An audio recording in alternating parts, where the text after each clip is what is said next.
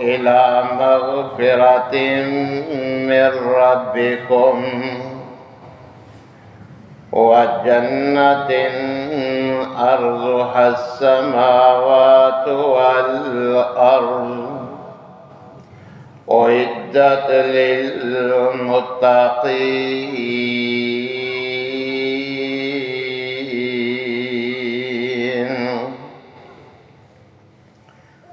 وقال الله في مقام آخر: ومن يتق الله يجعل له مخرجا ويرزقه من حيث لا يحتسب. وقال الله في مقام آخر: ومن يتق الله يجعل له من أمره يسرا. وقال الله في مقام آخر: ومن يتق الله يكفر عنه سيئاته ويعظم له أجرا. وقال النبي صلى الله عليه وسلم: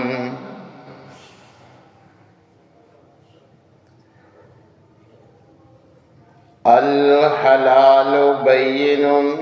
والحرام بين وبينهما مشتبهات، فمن اتقى الشبهات استبرأ لدينه وعرضه. وقال النبي صلى الله عليه وسلم: اتق الله حيثما كنت.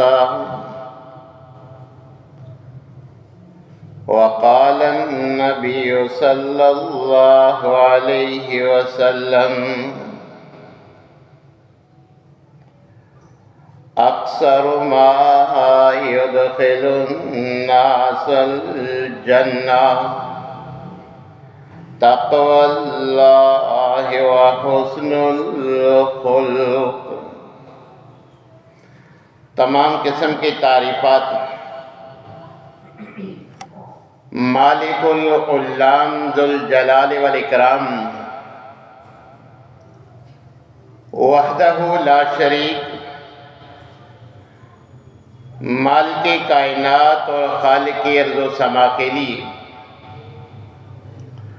لاکھوں کروڑوں درود و سلام اس ہستی اقدس و مقدس کے اوپر جن کا نام نامی اسم گرامی جناب محمد الرسول اللہ صلی اللہ علیہ وآلہ وسلم ہے۔ سامعین محترم، اللہ جل شانہ نے رمضان کے روزوں کی فرضیت کا حکم دیتے ہوئے ان روزوں کا مقصد اور ان کی غرض و غایت بھی بیان فرمائی ہے۔ اللہ تبارک و تعالی فرماتے ہیں: یا ایھا الذین آمنوا کتب علیکم الصیام کما کتب علی الذین من قبلکم، کہ ایمان والو رمضان کے روزے تمہارے اوپر فرض کیے ہیں جیسا کہ تم سے پہلے لوگوں پر فرض کیے تھے، اور ان کی فرضیت کا مقصد کوئی گلے کی شارٹیج نہیں، میرے خزانے تو وسیع ہیں، تو پھر صبح سے شام تک یہ بھوک اور پیاس برداشت کرنے کا مقصد کیا ہے؟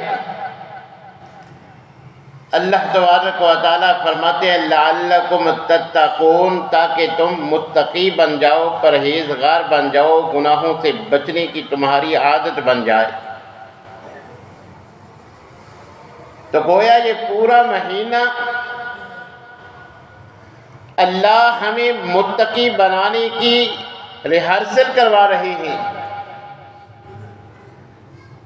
کہ اللہ کی منشا یہ ہے کہ جیسے میرا بندہ سحری سے افطاری تک جائز چیزیں بھی میرے لیے چھوڑ دیتا ہے، میں چاہتا ہوں کہ میرا بندہ رمضان کے علاوہ بھی جن کاموں کو میں نے چھوڑنے کا حکم دیا ہے، جو اس کے لیے ناجائز حرام اور اس کو منع کیا ہے، یہ ان کاموں سے رک جائے۔ اسے رکنے کی عادت بنانے کے لیے یہ پورے مہینے کی ٹریننگ ہے۔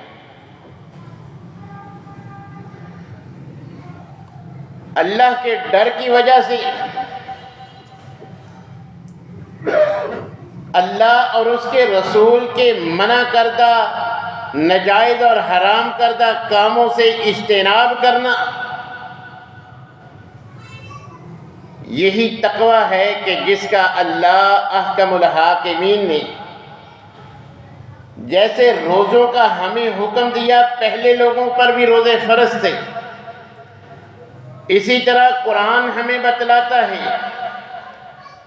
کہ جیسے اللہ نے تمہیں تقوی اختیار کرنے کا حکم دیا ہے، اللہ کو یہ تقوی، اللہ سے ڈرنا اس قدر پسند ہے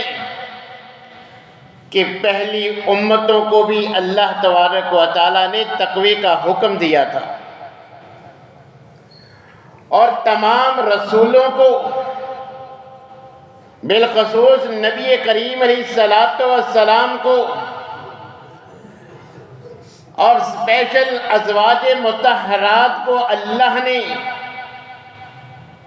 تقوی اختیار کرنے کا حکم دیا تھا۔ اور اسی طرح قرآن کریم ہمیں بھی مطلع کرتا ہے کہ اہل ایمان، جیسے اللہ نے پہلی امتوں کو، اپنے رسولوں کو، آخری نبی اور ان کی ازواج کو تقوی کا حکم دیا ہے، اسی طرح تمام مومنوں کو بھی حکم دیا۔ اور تقوی کہ جس کے بارے میں اللہ تبارک و تعالیٰ عبادات کا حکم دے کر بتلاتے ہیں کہ یہ اس سے مراد، اس سے جو میرا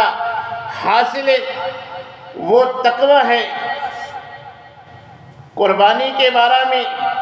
مشروعیت کا ذکر کرتے ہوئے اللہ تبارک و تعالیٰ نے فرمایا لن ینال اللہ لحومها ولا دماؤها، یہ تمہاری جانوروں کی قربانیاں جو تم کرتے ہو، ان کا نہ خون کی مجھے ضرورت ہے، نہ ہی ان کے گوشت کی۔ تمہارے اس عمل سے مجھے جو چیز مطلوب ہے وَلَٰكِن يَنَالُهُ التَّقْوَىٰ مِنْكُمْ، وہ تمہارا تقوی ہے۔ حج کا سفر اختیار کرنے والوں کو اللہ تبارک و تعالیٰ فرماتی ہیں وَتَزَوَّدُوا فَإِنَّ خَيْرَ الزَّادِ التَّقْوَىٰ، سفر کی ضروریات کا بھی تم نے خیال رکھنا ہے کہ جن چیزوں کی تمہیں ضرورت پڑنی ہے وہ بھی تم نے ساتھ ان کا انتظام بھی کرنا ہے۔ اور مگر یاد رکھو اس سفر میں جو سب سارا زادرہ ہے وہ تقوی ہے کہ تم نے حج کے مکمل دورانیے میں اللہ سے ڈرتے رہنا ہے، کوئی بھی ایسا کام تم سے سرزد نہیں ہونا چاہیے، ورنہ تمہارا اجر جو ہے وہ ضائع ہو جائے گا۔ اسی طرح روزوں کے ساتھ بھی اللہ تبارک و تعالیٰ نے فرمایا کہ میرا ان روزے رکھوانے سے جو مقصود ہے وہ تقوی کا حصول ہے۔ کہ تم تقوی اختیار کرنے والے بن جاؤ۔ اور یہ تقوی ہوتا کیا ہے؟ جب حضرت عمر جناب ابی بن کعب رضی اللہ تعالیٰ عنہ سے اور اسی طرح حضرت ابو ہریرہ رضی اللہ تعالیٰ عنہ سے بھی یہ سوال کیا گیا کہ تقوی کیا ہے، تو دونوں صحابہ تقوی کا مفہوم اسی مثال سے بیان کرتے ہیں کہ کانٹے دار جھاڑیوں سے تمہیں گزرنا پڑے تو کیسے گزرو گی۔ سائل نے وضاحت کی کہ دامن سمیٹ کے اپنے لباس کو، اپنے بدن کو خاردار جھاڑیوں کے نقصان سے بچا کر، فرمایا جیسے خاردار جھاڑیوں میں سے لباس اور جسم کو بچا کر گزرتے ہیں، اسی طرح زندگی میں اللہ اور اس کے رسول کے منع کردہ روکے ہوئے کاموں سے اپنے دامن کو بچا کے رکھنا، یہی تقوی ہے اور اسی کو متقی کہتے ہیں۔ کہ جیسے روزے کی حالت میں ہم بچتے ہیں کہیں اجر ضائع نہ ہو جائے، تو اللہ تبارک و تعالی ہمیں ہمیشہ متقی اور پرہیزگار بنانا چاہتے ہیں۔ اور اس کا نہ صرف اخروی فائدہ ہے، آخرت میں جو اللہ نے جو انعام جنت کی صورت میں بیان کیا ہے وہ تو ہے ہی، مگر اللہ نے قرآن میں اور خود نبی کریم علیہ السلام نے اپنی احادیث میں انہی باتوں کی وضاحت کی ہے۔ سورہ الطلاق میں اللہ تبارک و تعالیٰ فرماتے ہیں کہ یہ جو میں نے تمہیں تقوی کا حکم دیا ہے کہ ہر وقت ہر کام کرنے سے پہلے میرا ڈر ذہن میں لے آؤ، اس کا تمہیں دنیا میں فائدہ کیا ہوگا؟ وَمَن يَتَّقِ اللَّهَ يَجْعَل لَّهُ مَخْرَجًا، کہ اگر تم میرا حکم مانتے ہوئے تقوی اختیار کرو گے، دنیا میں کبھی کسی مشکل میں پھنس بھی جاؤ گے، اس تقوی کی وجہ سے آسان نکلنے کا راستہ اللہ کی طرف سے تمہیں مل جائے گا۔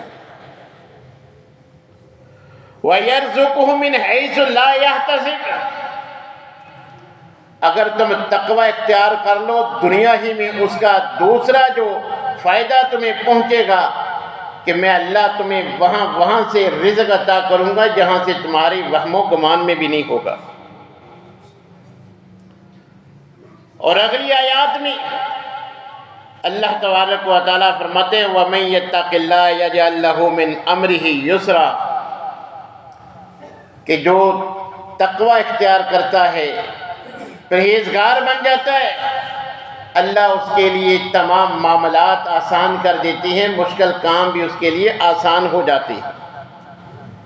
دنیا میں اس کے لیے آسانیاں پیدا فرما دی جاتی ہیں۔ اور پھر فرمایا وَمَن يَتَّقِ اللَّهَ يُكَفِّرْ عَنْهُ سَيِّئَاتِهِ، اگر تقوی اختیار کرو گے دنیا میں یہ فائدے بھی ہوں گے، مشکل سے نکلنے کا آسان راستہ مل جائے گا، ہر کام تمہارے لیے آسان کر دیا جائے گا، اور وہاں سے رزق ملے گا جہاں سے تم نے سوچا بھی نہیں ہوگا، اور اس کے ساتھ ساتھ تمہارے گناہ بھی معاف کر دیے جائیں گے، اور اس کے ساتھ ساتھ اللہ تبارک و تعالیٰ فرماتے ہیں وَيُعْظِمْ لَهُ أَجْرًا، گناہ بھی معاف ہو جائیں گے، اگر نیکیاں کرو گے تو نیکیوں کا اجر بھی کئی گنا زیادہ جو ہے وہ بڑھا دیا جائے گا۔ یہ تقوی اختیار کرنے کے وہ دینی اور اخروی دنیاوی فوائد ہیں جو اللہ تبارک و تعالیٰ نے قرآن کریم میں جو ہے وہ بیان فرمائے، اور انہی کی وضاحت نبی کریم علیہ السلام نے بھی کی ہے۔ اور نبی کریم علیہ السلام سے بعض صحابہ نے جب کوئی نصیحت یا وصیت کی درخواست کی کہ آپ ہمیں کوئی نصیحت فرما دیجئے، کوئی وصیت ہمیں کر دیجئے، تو نبی کریم علیہ السلام انہیں تقوی اختیار کرنے ہی کی وصیت کرتے ہیں۔ کہ جیسے سیدنا ابو ذر جب وہ نبی کریم علیہ الصلوۃ والسلام سے نصیحت طلب کرتے ہیں تو آپ انہیں جو نصیحت فرماتی ہیں، فرمایا اتق اللہ حیث ما کنت، کہ تو جہاں بھی ہو، جس حال میں ہو، اللہ سے ڈرتے رہنا ہر کام کرنے سے پہلے۔ آج ہماری سوچ یہ ہوتی ہے کہ ہمیں اللہ سے زیادہ لوگوں کا ڈر ہوتا ہے۔ یہی وجہ ہے کہ جہاں ہمارا داؤ چلتا ہے کہ کوئی ہمیں دیکھ نہیں رہا، ہم اللہ کی نافرمانی آسانی سے کر لیتے ہیں کہ کون سا کوئی دیکھ رہا ہے۔ مگر نبی کریم علیہ الصلوۃ والسلام جناب ابو ذر سے فرماتے ہیں کہ تم نے ہر حال میں، کوئی دنیاوی آنکھ دیکھے نہ دیکھے، اللہ تو دیکھ رہا ہے، لہذا اللہ سے ہر وقت تم نے ڈرتے رہنا۔ اسی طرح کہ جب ایک دوسرے صحابی نے نبی کریم علیہ الصلوۃ والسلام سے وصیت کا کہا تو آپ فرماتے ہیں اوصیک بتقوی اللہ فإنہ راس کل شیء، کہ میں تمہیں تقوی اختیار کرنے کا حکم دیتا ہوں کیونکہ یہ ہر چیز کا سر ہے۔ اگر تم متقی بن جاؤ گے، ہر وقت اللہ سے ڈرتے رہو گے، تم سے کوئی معصیت سرزد نہیں ہوگی، کوئی اللہ کی ناراضگی والا کام نہیں کرو گے، دنیا میں بھی اس کے فوائد ملیں گے اور آخرت میں بھی اس کا فائدہ ہوگا۔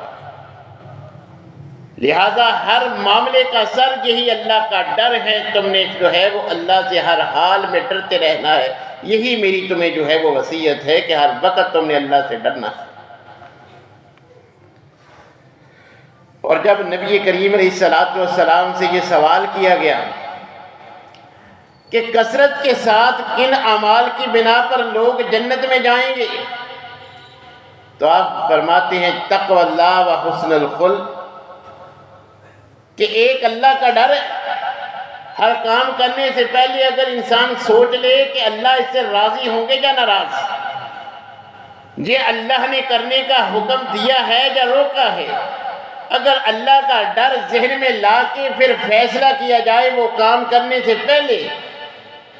تو نبی کریم علیہ الصلوۃ والسلام نے فرمایا کثرت کے ساتھ اس عمل اور اس عادت کی وجہ سے لوگ جنت میں جائیں گے۔ اور دوسرا، جنت میں کثرت کے ساتھ لوگوں کو لے جانے والا عمل جو ہے وہ حسن اخلاق ہے، اچھا اور عمدہ اخلاق ہے، کہ جس کی وجہ سے کثرت سے لوگ جو ہے وہ جنت کے حقدار بنیں گے۔ خود نبی کریم علیہ الصلوۃ والسلام باوجود اس کے کہ اللہ سے ہر وقت جو ہے وہ ڈرتے رہتے، معمولی بات میں بھی اللہ کا ڈر جو ہے وہ آپ کے دامن گیر رہتا، مگر اس کے باوجود بھی اللہ تبارک و تعالیٰ سے دعا کیا کرتے تھے اللہم انی اسألک الہدی والتقی والعفاف والغنی۔ ہمیں بھی یہ مسنون الفاظ جو ہے وہ یاد کرنے چاہیے، اور اللہ سے جہاں ہم دیگر دعائیں مانگتے ہیں یہ دعا بھی ہمیں کرتے رہنا چاہیے۔ نبی صلی اللہ علیہ وسلم جو امت کے لیے ہدایت کا ذریعہ ہیں، پھر بھی اللہ سے دعا کیا کرتے تھے اللہ میں تجھ سے سوال کرتا ہوں ہدایت کا، والتقی تقوی کا، اللہ مجھے متقی بنا، مجھے ہدایت نصیب فرما، والعفاف اے اللہ پاک دامنی کی میں تجھ سے درخواست کرتا ہوں مجھے پاک دامن بنا، والغنا اے اللہ میں تجھ سے غنا کا سوال کرتا ہوں، مجھے کسی کا محتاج نہیں، اپنے در کا محتاج رکھ، کسی کا محتاج نہ بنا۔ اے اللہ میں محمد صلی اللہ علیہ وسلم تجھ سے اپنے بارے میں ہدایت کا سوال کرتا ہوں، تقوی کا سوال کرتا ہوں، پاک دامنی کا سوال کرتا ہوں اور غنا کا سوال کرتا ہوں۔ ہمیں بھی کثرت کے ساتھ اللہ تبارک و تعالیٰ سے انہی چیزوں کا سوال کرتے رہنا چاہیے۔ یہ نبی کریم علیہ الصلوۃ والسلام کی سنت بھی ہے اور ہم سب کی ضرورت بھی ہے۔ اور اسی طرح اللہ تبارک و تعالیٰ نے تقوی اختیار کرنے والوں کو جنت کی ضمانت دی ہے، کہ جیسے روزے کی حالت میں پورا مہینہ تم جو ہے وہ گناہ والے کاموں سے بچتے ہو، اگر ہمیشہ ہمیش اس کی عادت بنا لو، یہ 1 مہینے کی ریہرسل اور ٹریننگ تمہاری جو ہے وہ عادات بدل دیتی ہے، تو اس کا نتیجہ کیا نکلے گا؟ اللہ تبارک و تعالیٰ فرماتے ہیں وَسَارِعُوا إِلَىٰ مَغْفِرَةٍ مِّن رَبِّكُمْ وَجَنَّةٍ عَرْضُهَا السَّمَاوَاتُ وَالْأَرْضُ، کہ یہ جو جنت جس کی وسعت آسمان و زمین سے زیادہ ہے، اللہ تبارک و تعالیٰ فرماتے ہیں اُعِدَّتْ لِلْمُتَّقِينَ، یہ بنائی ہی متقی انسانوں کے لیے ہے۔ یہ ساری جنت کی تیاری، جنت کی نعمتیں متقی انسان جو تقوی اختیار کرنے والے ہیں، میں اللہ نے ان کے لیے یہ تیار کی ہے۔ اسی لیے تو اللہ تبارک و تعالیٰ متقین کا بار بار ذکر کر کے جنت کا ذکر کرتے ہیں کہ ان المتقین فی مقام امین، کہیں فرمایا ان المتقین فی جنات و نہر، کہیں فرمایا ان المتقین فی ظلال و عیون، کہیں فرمایا ان المتقین فی جنات و نعیم، کہیں فرمایا ان المتقین فی جنات و عیون۔ یہ جنت کے اور جنت کے چشموں کا، جنت کی نعمتوں کا ذکر کر کے اللہ فرماتے ہیں یہ کن کے لیے ہیں؟ تقوی اختیار کرنے والوں کے لیے ہے۔ ان لوگوں کے لیے جنت یا جنت کی نعمتیں نہیں جو ہر کام کرنے سے پہلے یہ سوچتے ہیں باقی بھی تو سب کرتے ہیں، میں نے کر لیا تو کیا ہو گیا، میں کر لوں گا تو کیا ہو جائے گا، بلکہ وہ کرنے سے پہلے یہ سوچتے ہیں، ان کے دل میں، ان کے دماغ میں یہ سوچ ہوتی ہے کہ کہیں اللہ ناراض تو نہیں ہو جائیں گے، یہ عمل مجھے جہنم کا سبب تو نہیں بن جائے گا، یہ میرا اٹھا ہوا قدم، یہ میرا فیصلہ کہیں مجھے جنت سے محروم تو نہیں کر دے گا۔ جو اس طرح ڈرتے ہیں، تقوی اختیار کرتے ہیں، ہر کام سے پہلے اللہ سے ڈرنے کی ان کی عادت ہوتی ہے، اللہ تبارک و تعالیٰ ان متقین کا ذکر کر کے فرماتے ہیں یہ ساری جنت تیاری ان کے لیے ہے، اور پھر بار بار فرمایا کہ جنت کے چشمے بھی ان کے لیے، جنت کی نہریں بھی ان کے لیے، جنت کا یہ مقام بھی ان کے لیے، جنت کی یہ نعمت بھی ان کے لیے جو تقوی اختیار کرنے والے ہیں۔ اور اللہ تبارک و تعالیٰ نے ایسے متقین کو اپنا دوست بھی مانا ہے۔ اللہ تبارک و تعالیٰ فرماتے ہیں واللہ ولی المتقین، تقوی اختیار کرنے والوں کا میں اللہ دوست بن جاتا ہوں۔ کہیں اللہ تبارک و تعالیٰ فرماتے ہیں ان اللہ یحب المتقین، جو پرہیزگار ہیں، گناہوں سے بچتے ہیں، میری نافرمانی سے بچنے کی عادت بنا لیتے ہیں، یہ میرے بندے مجھے پسند ہیں، ایسے انسانوں سے میں اللہ محبت کرتا ہوں۔ اور کہیں اللہ تبارک و تعالیٰ فرماتے ہیں ان اللہ مع المتقین،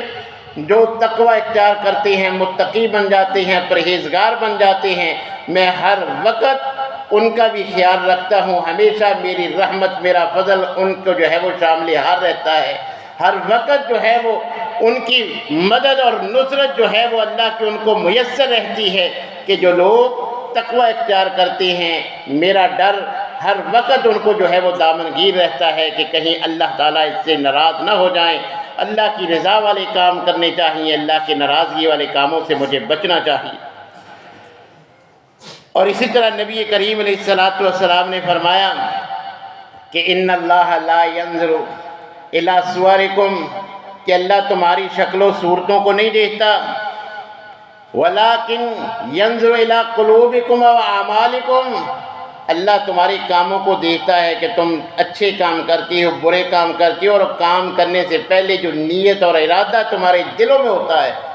اللہ تمہارے دلوں میں وہ دیکھتا ہے کہ تم نے روزہ رکھا کیوں ہے، تم مسجد میں آئے کس نیت سے ہو، تم یہ کام کس ارادے سے کر رہے ہو، اللہ کو وہ چیز مطلوب ہوتی ہے۔ تو لہذا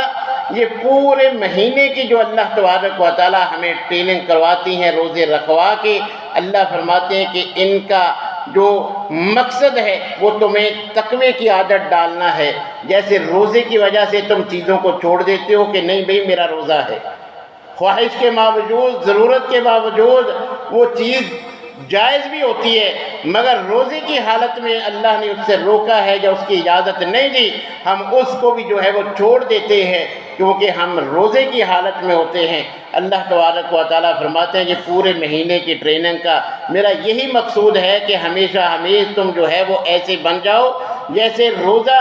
کی حالت میں تم جھوٹ نہیں بولتے، تو جھوٹ ویسے کون سا جائز ہے، میں نے اس سے تمہیں منع کیا ہے، رمضان کے علاوہ بھی اس سے منع کیوں نہیں ہوتے؟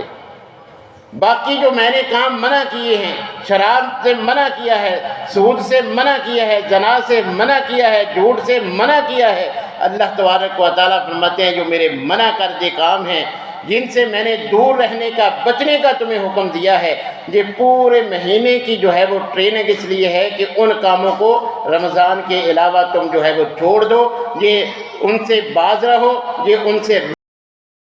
روزے کی حالت میں تمہیں ٹریننگ کروائی گئی ہے، تمہاری عادت بنی ہوگی، تمہیں ان سے جو ہے وہ رکنا آسان ہوگا۔ جیسے عام حالات میں یہ جو سگریٹ کے عادی ہوتے ہیں، حقے کے عادی ہوتے ہیں، ان کو یہ کام چھوڑنا جو ہے وہ مشکل ہوتا ہے، مگر روزے کی وجہ سے بھی تو یہ کام جو وہ چھوڑ دیتے ہیں تو ان کو جو ہے وہ کوئی جو ہے وہ تکلیف کا سامنا نہیں کرنا پڑتا۔ اللہ تبارک و تعالیٰ نے یہ اسی لیے ٹریننگ کروائی ہے کہ جب اتنے گھنٹے، یہ 15 گھنٹے جب وہ چیزیں استعمال نہ کرنے سے ہمارا گزارا ہو جاتا ہے تو اللہ فرماتے ہیں یہ ٹریننگ اس لیے ہے کہ ہمیشہ ان کو خیر بات کہے۔ اور اللہ تبارک و تعالیٰ نے اس پر جنت کا جو ہے وہ وعدہ کیا ہے۔ اللہ تبارک و تعالیٰ فرماتے ہیں تلک الجنۃ التی نورث من عبادنا من کان تقیا۔ قرآن کے الفاظ ہیں، اللہ تبارک و تعالیٰ فرماتے ہیں جو میں نے جنت بنائی ہے اس کے وارث کون ہیں، یہ کن کے لیے ہے، اس میں داخل کون ہوں گے، کن لوگوں کا ٹھکانہ ہے؟ تو اللہ تبارک و تعالیٰ خود فرما رہے ہیں کہ جو تقوی اختیار کریں گے، جو متقی اور پرہیزگار بننے کی عادت بنا لیں گے، جیسے جھاڑیوں سے گزرتے وقت اپنا لباس اور جسم بچاتی ہیں کہ کوئی نقصان نہ ہو، زندگی گزارتے ہوئے بھی تمام غیر شرعی کاموں سے اسی طرح اپنے آپ کو بچانا کہ کہیں اللہ کی ناراضگی والا کوئی فعل مجھ سے سرزد نہ ہو جائے، یہ متقی کی علامت ہے۔ اس انداز میں زندگی گزارنی چاہیے، بلکہ نبی کریم علیہ السلام نے تو نصیحت فرمائی ہے کہ ایک تو ہے نا حلال، ایک ہے حرام، یہ تو واضح ہیں، مگر کچھ کام ایسے ہیں کہ اہل علم کے علاوہ عامی لوگ نہیں سمجھتے کہ یہ حلال ہیں یا حرام۔ تو نبی صلی اللہ علیہ وسلم نے فرمایا ایسی جو مشتبہات ہیں، مشتبہ چیزیں ہیں، پتہ نہیں جائز ہے، پتہ نہیں ناجائز ہے، حلال ہے یا حرام ہے، تو نبی کریم علیہ السلام نے فرمایا جو ان مشتبہ چیزوں کو بھی چھوڑ دیتا ہے اس نے اپنی عزت بھی بچا لی، وہ اپنا دین بھی محفوظ کر لیتا ہے۔ تو آج ہم دیکھ لیں کہ ہم کتنے ایسے کاموں کا ارتکاب کرتے ہیں جن کا ہمیں علم ہے، ہمیں یقین ہے کہ یہ کام شریعت میں جائز نہیں، مگر پھر بھی ہم دیدہ دلیری سے وہ کام کرتے ہیں۔ اور اس کے ساتھ ہم رمضان کے روزے رکھ کے ہم سمجھتے ہیں کہ جو ہے وہ ہمیں روزوں کے مقاصد ہم نے جو ہے وہ پورے کر لیے۔ تو میرے بھائی یہ سارا دن جو بھوک پیاس برداشت کرنے کا مقصود جو ہے وہ ہمیں گناہوں سے رکنے کی عادت ڈالنا ہے۔ اگر ہم گناہوں سے باز نہیں آتے، روزے کے علاوہ